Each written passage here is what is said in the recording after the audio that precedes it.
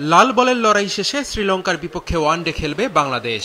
পূর্ণাঙ্গ মেয়াদে ওয়ানডে অধিনায়কের দায়িত্ব পাওয়া মেহেদী মিরাজের প্রথম পরীক্ষাটা কলম্বোয়। চমক রেখেই লঙ্কানদের বিপক্ষে ৩ ম্যাচের ওয়ানডে সিরিজের জন্য ১৬ সদস্যের দল ঘোষণা করেছে বাংলাদেশ ক্রিকেট বোর্ড। প্রায় ২ বছর পর দলে জায়গা পেয়েছেন নাইম শেখ। এর আগে ৮ ওয়ানডে খেলে এই বাঁহাতি ওপেনার করেছিলেন মাত্র ৯৫ রান। সবশেষ ঢাকা প্রিমিয়ার লিগে ১১ ম্যাচ খেলে ৬১৮ রান করেন নাইম। তাকে জায়গা দিতে বাদ পড়েছেন সৌম্য সরকার। নিজেকে প্রমাণ করেই দলে ফিরেছেন নাইম শেখ, এমনটাই জানিয়েছেন নির্বাচকরা। দেখেন, দল নির্বাচনের আগে আপনি কখনোই এই মুহূর্তে আমরা নির্বাচকরা একটা বেস্ট পসিবল কম্বিনেশনের কথা ভাবি।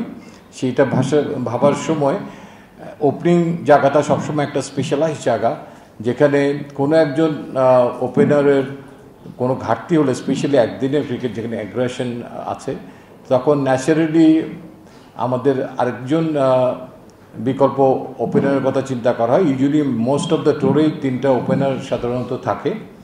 তো সেই আলোকে আমাদের তখন চিন্তা করতে হচ্ছে যে এই মুহূর্তে আমাদের তৃতীয় ওপেনার হিসাবে সবচেয়ে ভালো এবং কে অ্যাভেলেবেল আছে, এবং সেই আলোকেই নাইম শেখ এসেছেন টিমে। ঘরোয়া ক্রিকেটে ভালো করে জাতীয় দলে সুযোগ পাওয়ার পর পারফর্ম করতে পারছেন না অনেক ক্রিকেটার। লঙ্কানদের বিপক্ষে চলমান টেস্ট সিরিজে যার বড় প্রমাণ দিয়েছেন এনামুল বিজয়। কেন এমনটা হচ্ছে? এর মানে কিন্তু এটা হতে পারে না যে যারা ডোমেস্টিকে পারফর্ম করছে যে তাদেরকে আমরা দেখতে পারবো না বা নিতে পারবো না। যে বিজয় মিস করেছে তাহলে হয়তো আর কেউ করবে না, তাহলে আমরা কি দেখে নিব? আসলে আমার মনে হয় না পৃথিবীর কোনো ডোমেস্টিক ক্রিকেট ইন্টারন্যাশনাল সমমানের, আমি মনে করি না। হয়তো কম বেশি থাকে, তো আমাদেরটা কিছুটা ইয়ে হতে পারে সেটা, কিন্তু সবাইকে অ্যাডজাস্ট করতে হয়। সবচেয়ে বড় ব্যাপার হচ্ছে ইন্টারন্যাশনাল লেভেলে খেলতে হলে সবাইকে অ্যাডজাস্ট করতে হয়।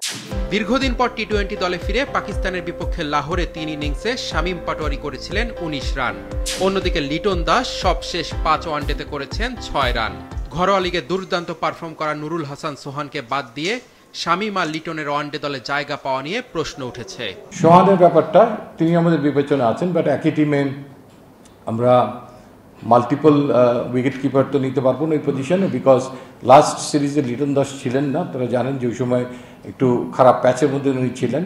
একটা সময় ইজ এ বেস্ট হিলার, সেই কারণে, এবং তিনি টি-20-র ক্যাপ্টেন হয়েছেন, সো দ্যাট পরবর্তী টি-20 বিশ্বকাপ পর্যন্ত তিনি দলে আছেন ধরে নেওয়া যায়। সো দ্যাট কাউকে ভালো ফর্মে পিচে অধিক সময় ব্যয় করার জন্য আমরা নির্বাচক মণ্ডলী মনে করি যে ওয়ানডে ক্রিকেট খুব আদর্শ একটা সময়। তিনি যদি সেই জায়গাটায় একটু দীর্ঘ সময় খেলতে পারেন, সেই পারফরমেন্সটা তার জন্য সুবিধা হবে ক্যারি আউট করার জন্য টি-20-তেও। সো সেই আলোকে এই মুহূর্তে আমাদের সামনে আছেন লিটন। নুরুল হাসান সোহান আমাদের মাথায় অবশ্যই আছেন। ইনজুরি কাটিয়ে দলে ফিরেছেন তাসকিন আহমেদ। এছাড়াও লঙ্কানদের বিপক্ষে ওয়ানডে দলের নতুন মুখ ব্যাটার পারভেজ হোসেন ইমন আর বাঁহাতি স্পিনার তানভীর ইসলাম। দুজনই টি-20 খেললেও ওয়ানডেতে অভিষেকের অপেক্ষায়। বাংলাদেশ ওয়ানডে স্কোয়াডের সদস্যরা হলেন মেহেদী মিরাজ অধিনায়ক, লিটন দাস, নাইম শেখ, শামীম পাটোয়ারি, নাজমুল শান্ত, তানজিদ তামিম, পারভেজ ইমন, তাওহিদ হৃদয়, জাকের আলী, রিশাদ হোসেন, তানভীর ইসলাম, মুস্তাফিজুর রহমান, তানজিম সাকিব, তাসকিন আহমেদ, নাহিদ রানা ও হাসান মাহমুদ।